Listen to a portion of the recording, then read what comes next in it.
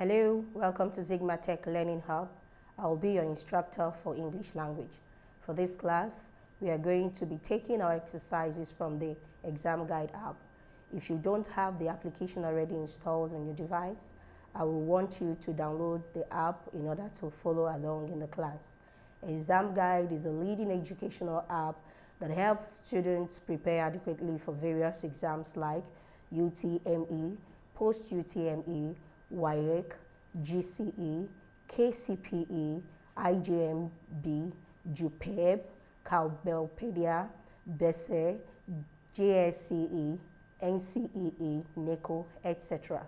You can download the app from www.examguide.com or Google Play Store. Please subscribe to our channel and turn on the notification bell to be updated on new videos. Ready for today's class? Okay, let's get started. Today's class will be taking prefixes. Prefixes. Before we go into the topic, I would like us to look at the learning objectives. So by the end of the lesson, students should be able to define word formation, define prefixes, and list the prefix types and examples. Very important. We would do justice to these learning objectives. All right, let's get started. Now this is more or less the prefixes, some prefixes that we have. You have your pre, you have your miss, you have your an, you have your re, and the meanings are there. Pre means before, an means not, miss means wrong or bad, while re means again. All right, this is our introduction. Now, it's very important that we look at the aspects, or rather the keyword that brought about the word prefixes. Prefixes did not just come, but there is an origin, and that origin is word formation. Remember, in our learning objectives, we said we'll be looking at the definition of word formation. Why? Because that is the origin of prefixes.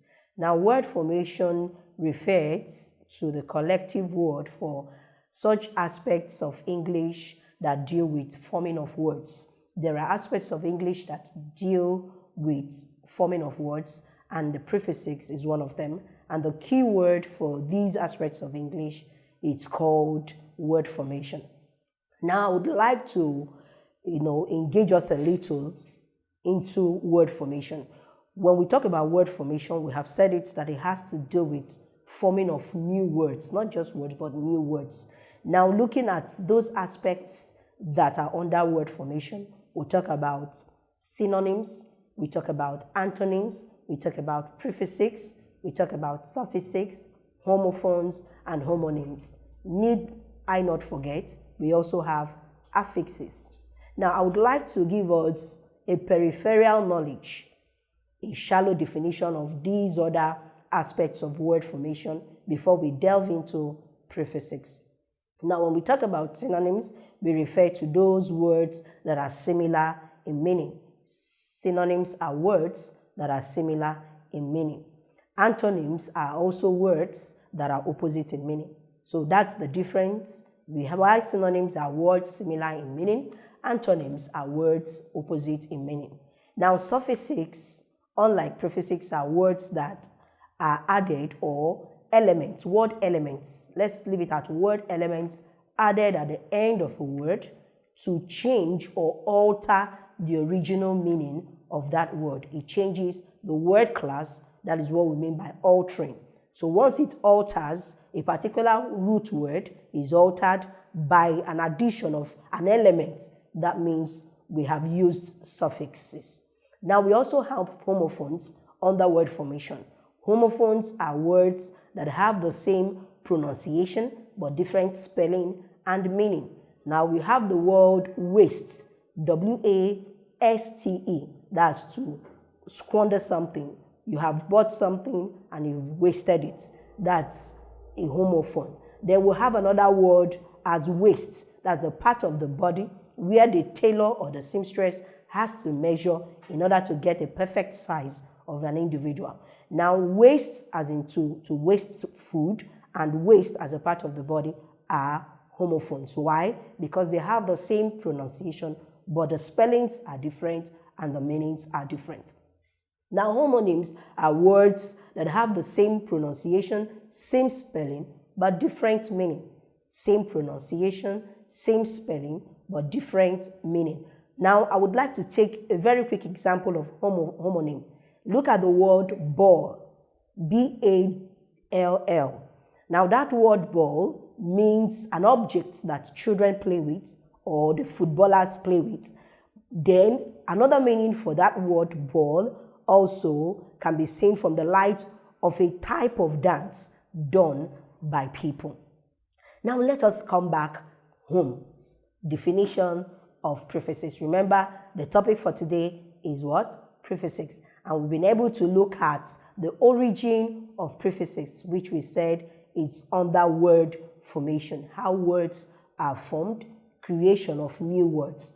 Now let's see the definition of prefixes. Now we said that prefixes are word elements added to a base or root word. That is to say there is an original word. There is an existing word. So prefixes are just word elements. It can be a letter. It can be 2 letters. It can be 3. It can be 4. Now you add it at the beginning of a word. When you add it to the beginning of a root word or a base word, it gives you another word entirely. Now, something must be made clear. Prefixes generally do not change or alter the word class. What do I mean by word class? When we talk about word class, we talk about parts of speech. Now, if a word is a noun, prefixes would not alter it. It wouldn't change it from becoming a noun. Rather, it gives you another meaning. It gives you another meaning other than the original meaning that you have. Now, look at a perfect example that we have here, ability. Ability. Now, ability is a root word, and it means one being able to do something. The word class for ability is a noun. It's a noun. So, if I have in as a prefix, the new word I have formed is what? Inability.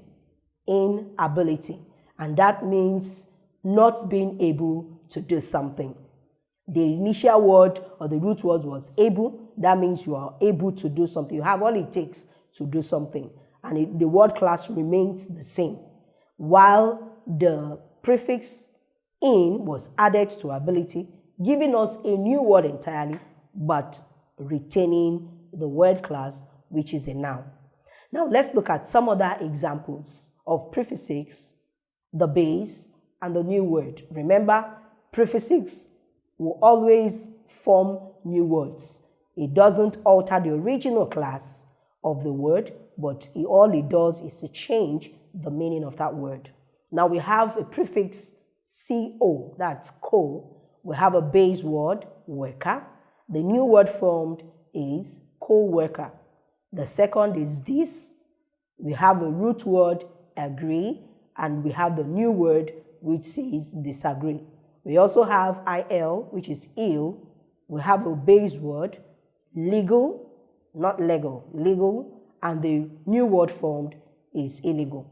Now, I would want us to know that all these root words remain the same as the new word formed. The word classes have not changed. They still remain the same. Worker is a noun. Co-worker is also a noun. It didn't change from a noun to an adjective. Neither did it change from adjective to adverb or a verb to an adjective. Let's continue. Now let's take note of this, that ability belongs to the word class called noun, and inability belongs to the word class called noun. Note also that the meanings are not the same. Like I originally said, the meanings are not the same. We said that prefixes only change the meanings, but has nothing to do with the word class. If the word class is a noun, it remains a noun. If it's an adjective, it remains an adjective. When you have changed the root word. Now let's look at some examples of prefixes, types of prefixes and their examples, types of prefixes and their examples. Now we have number prefixes. Number prefixes, it has to do with prefixes of number. Some people refer to it as prefixes of number or number prefixes. It tells you whether something is 1, whether it is 2, whether it's 3, whether it's more than 3. So looking at the examples here, we have the prefixes uni, you have mono. So once the word uni comes to mind, once the word mono comes to mind, and it is attached or they are attached to a particular root word, you should know that what we are referring to has to do with 1. Now we have meaning of this prefix uni and mono. We say that they are 1. Mono refers to 1, uni refers to 1. The base words that we have here are lateral, log, theism. So the new words that are formed, we have unilateral, we have monologue, we have monotheism. All the new words are still under the same word class with the base word. But the only thing that changed is the meaning. Now let's look at the second example, buy, die, and die. We have 2 dies there, the DI and the DIA. The root word will determine which to take, either the DI or the DA. Now, buy, die, or die refer to 2, and the word class is still the same as the others: lingual, annual, pole, and log. So if we're forming the new words, what we have now are bilingual, biannual, that's 2. We have dipole and dialogue. When we talk about dialogue, 2 persons or more than 2 persons having a conversation. Now we'll move to the next one, which is try, and try means 3. We have the base and the root words, partite and angle. So the new word formed or new words formed using try are tripartite and triangle. Obviously, we know our triangle. And when you say that something is tripartite in nature, that means it's in 3 forms. Now, the 4th one under number of prefixes is multi and poly. Now, when we hear of multi and poly, it has to do with more than 3. So once the word poly is mentioned, you know that that thing calls for attention of more than 3 things. Now we have the base words as racial, lingual, syllabic, and atomic. So the new words are multiracial, multilingual, polysyllabic, and polyatomic.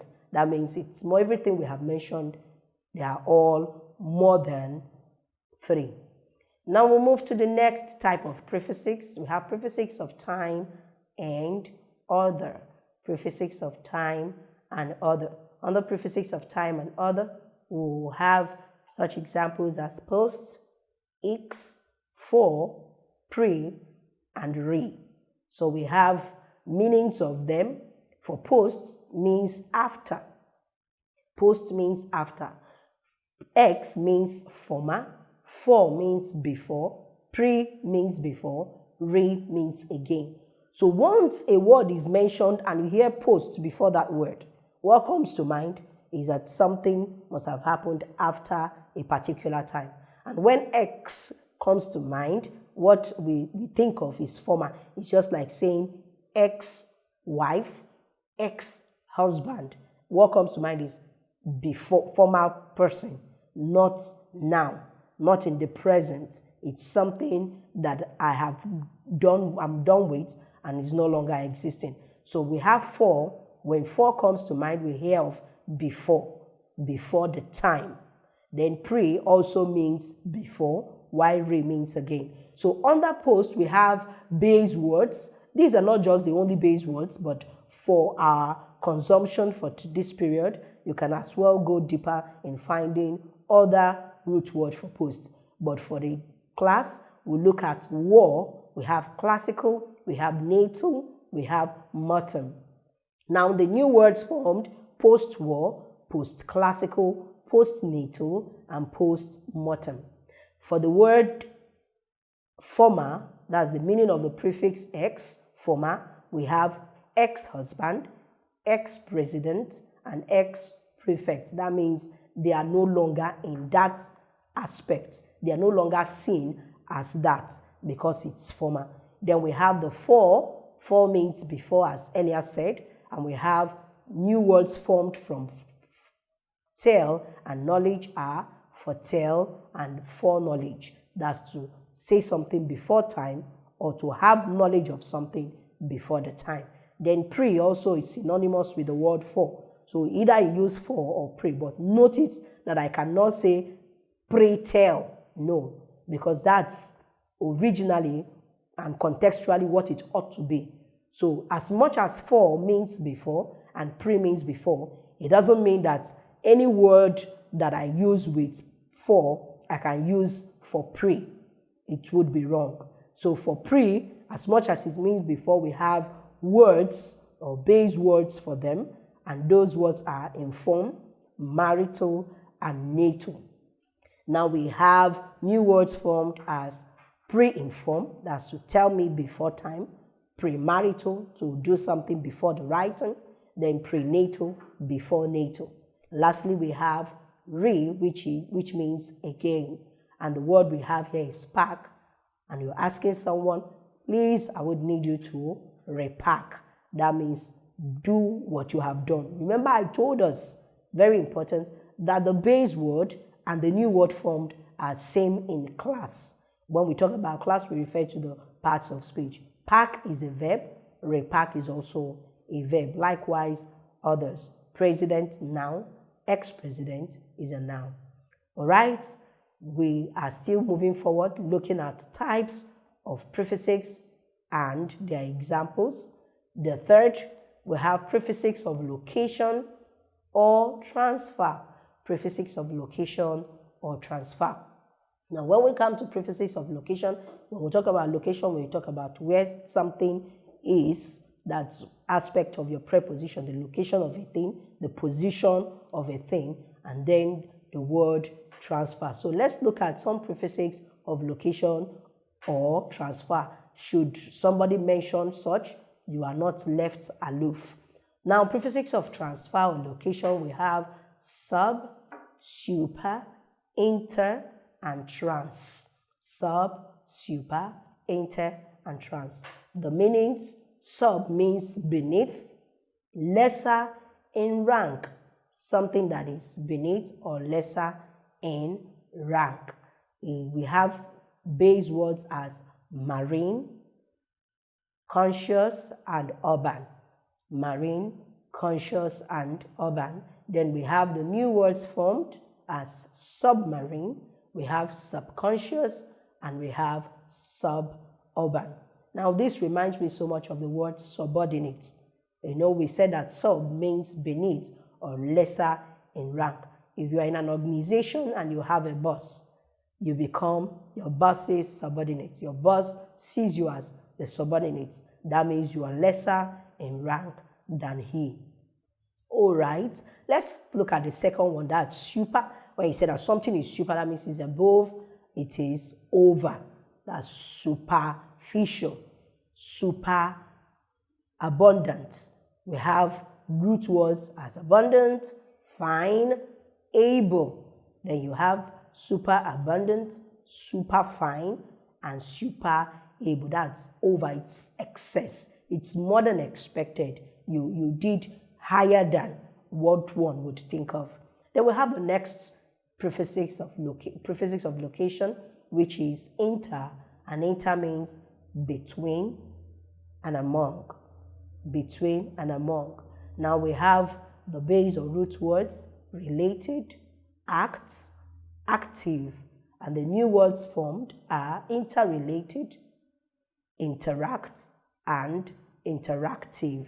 Interrelated, interact, and interactive. The last but not the least on prefixes of location is transfer.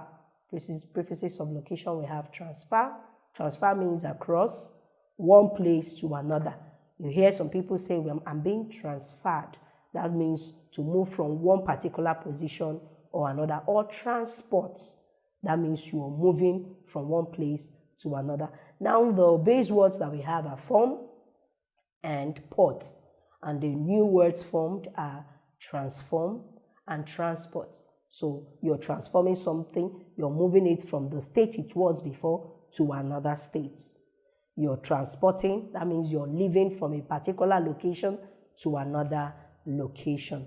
So that is that for prefixes of location and transfer. Let's look at the next prefixes. We have prefixes of degree. Prefixes of degree.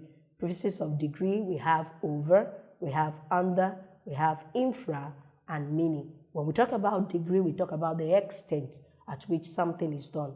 Yes, that is it. Degree at which something is done. So something can be overly done, something can be underdone, it can be an infra, it can be mini. All right, let's look at the meanings of these prefixes. So the meanings of these prefixes, we have for over, we have too much, we have excessively, too much and excessively. And that is over. When you say that something is excessive, that means it's more than expected. It's beyond what we wanted. So that is over. Now we have root words as burdened, confident, and paid. Burdened, confident, and paid. Now we have the new words formed, overburdened. Somebody is burdened. That means the person is laden with a whole lot of problem. And you are giving the prefix over to it. That means it's more than it should be. Then we have the word confident. Then the root word confident, given the prefix over, becomes overconfident. Finally, we have paid, and it's overpaid. That means somebody was giving more than he or she ought to get. Then the next is under, and under we have too little. It's too little. So we have base and root words as estimate, dog, and current. Estimate, dog, and current. Then we have underestimate, you have underdog, and you have undercurrent. That means they are below what should be. When you say under, it's too little, it's below what it should be. Then we have infra, lower than or below. Modern, red, and territorial. New words, inframundane, infrared, and infra-territorial. Inframundane, infrared, and infra-territorial. Lastly, we have mini, which is little. Mini means little. And we have words, figure, scale, and dish. Figure, scale, and dish.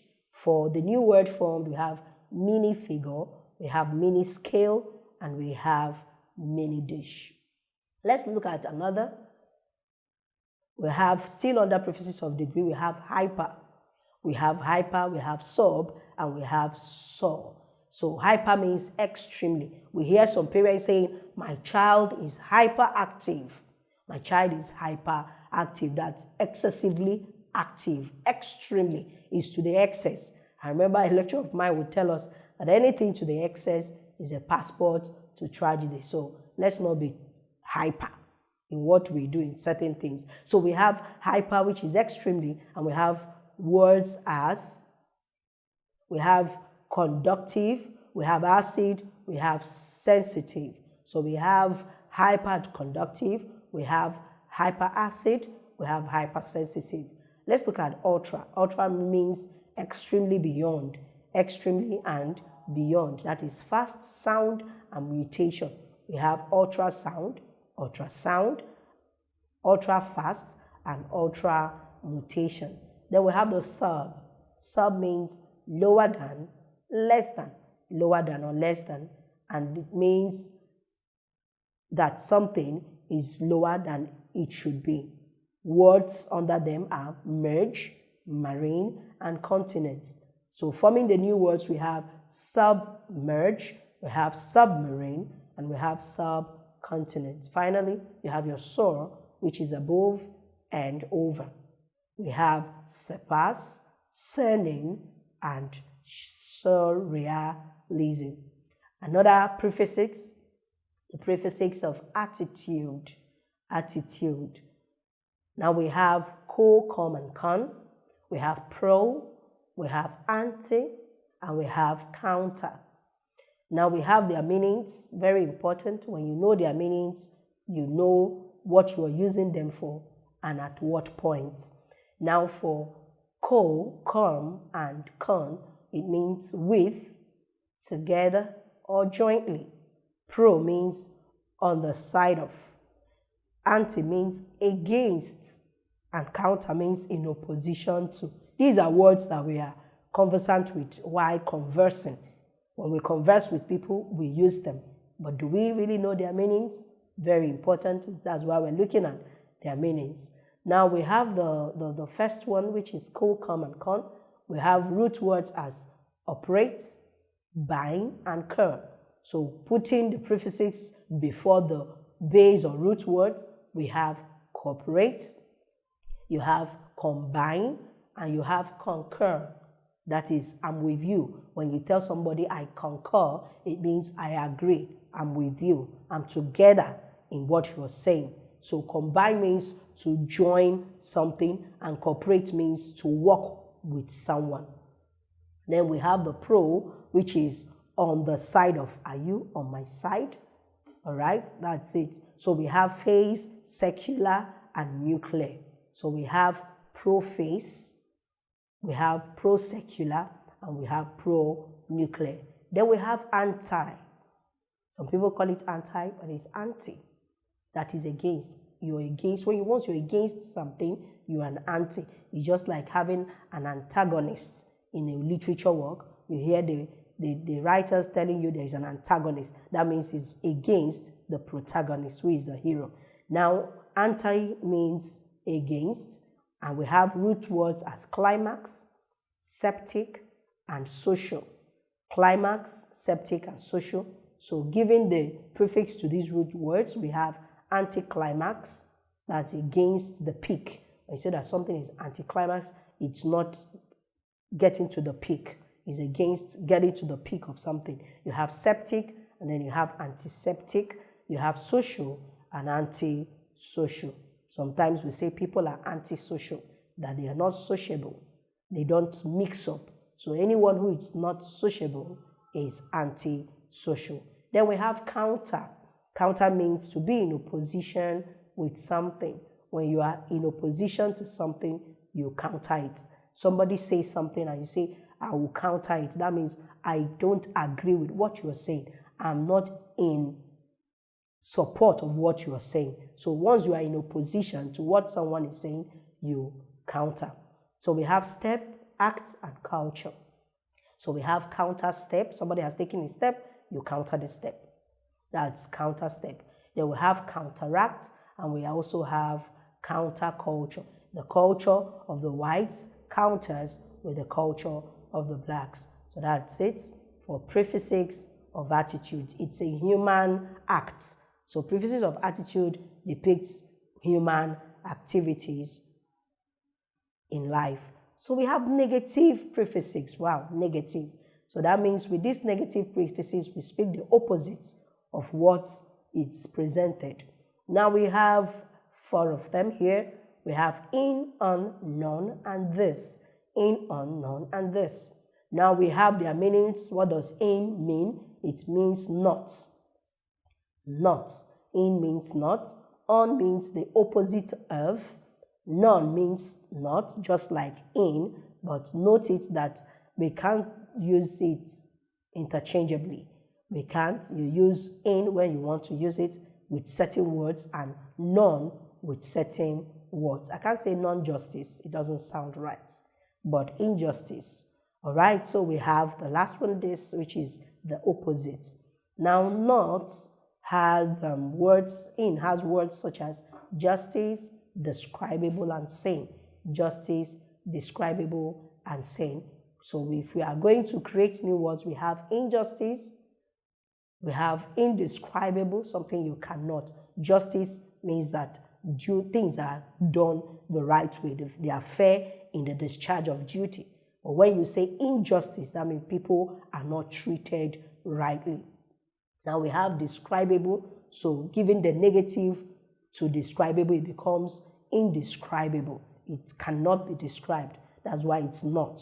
So once you say that something is not, that means it's speaking the opposite of what originally it is. Sane, that means the person is in a normal state, and you're putting insane. That's the opposite of sane, which is insane.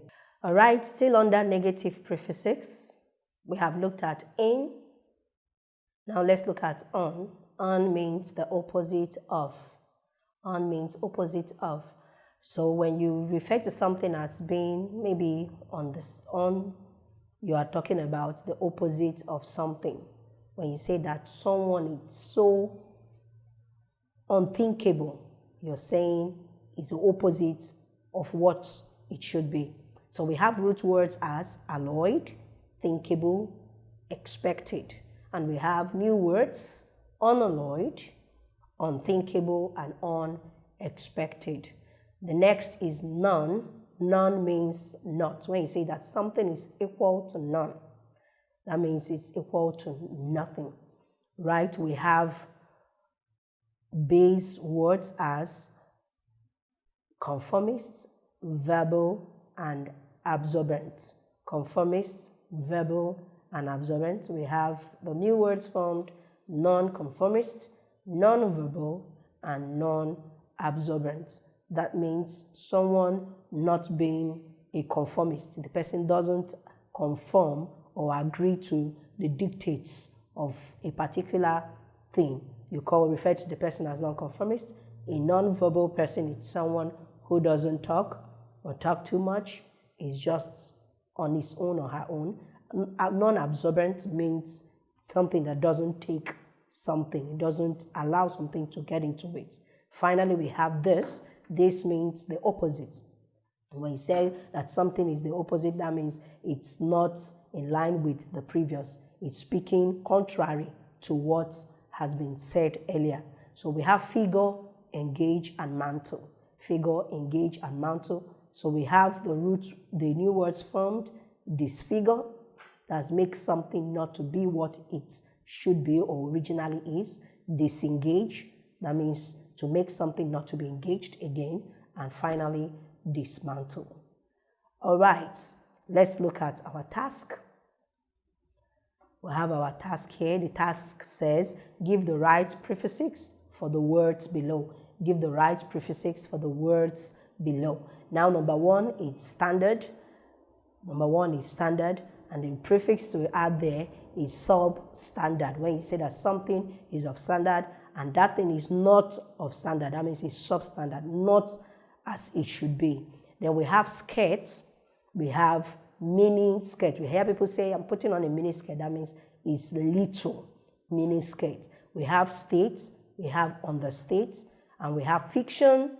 The prefix for fiction will be non-fiction. That is something that is true. Fiction means not true. So non-fiction means it is true. Remember, non means opposite. Then finally, we have size. And the prefix for size will be undersize. Something that is undersized is not as it should be.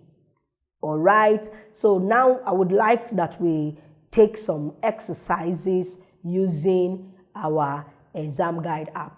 Would like that we take some exercises using our ExamGuide app. All right. We'll have to go to the app right away.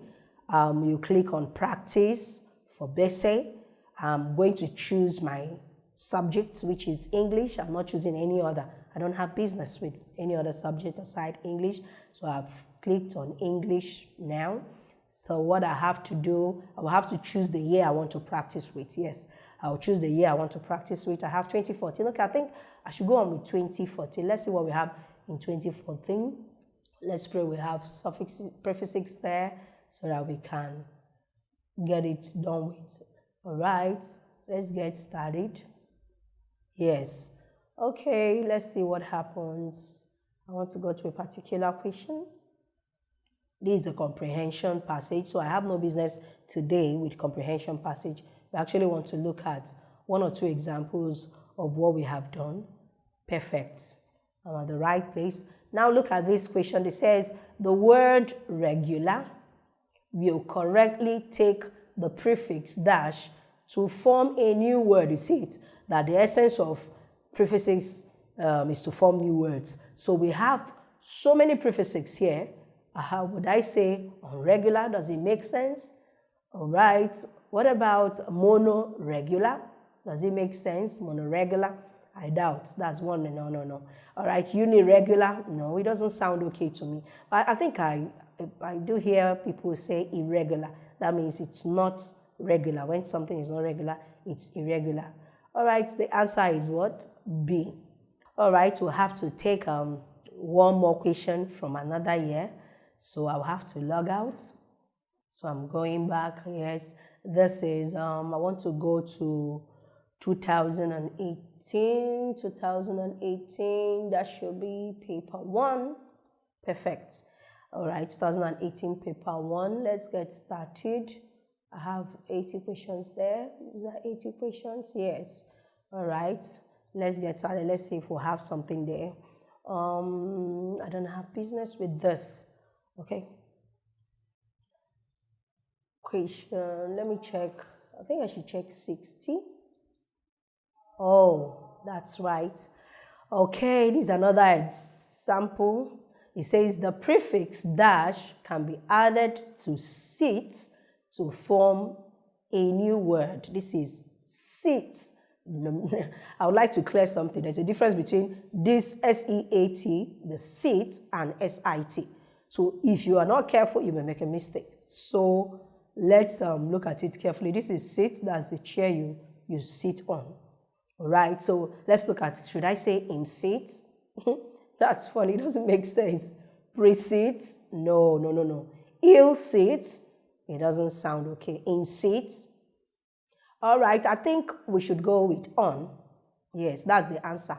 When you tell somebody, it will unseat the person. It's more or less like an idiomatic expression to unseat somebody, to make sure the person doesn't occupy a particular position again, or to ask the person out of where the person is sitting. Please don't unseat me. Thank you for participating in today's class. You can practice more questions using the ExamGuide app. The app scores and gives a detailed explanation of all the questions at the end of your practice test. You can learn a particular topic of interest with different modes like study mode, mock mode, and practice mode. It also has other features that make learning fun. It is a must-have for all serious students. Download from www.examguide.com if you don't have it yet. See you in the next class. Don't forget to subscribe to our channel, hit the notification bell, and share the videos to people that will benefit from it. Bye.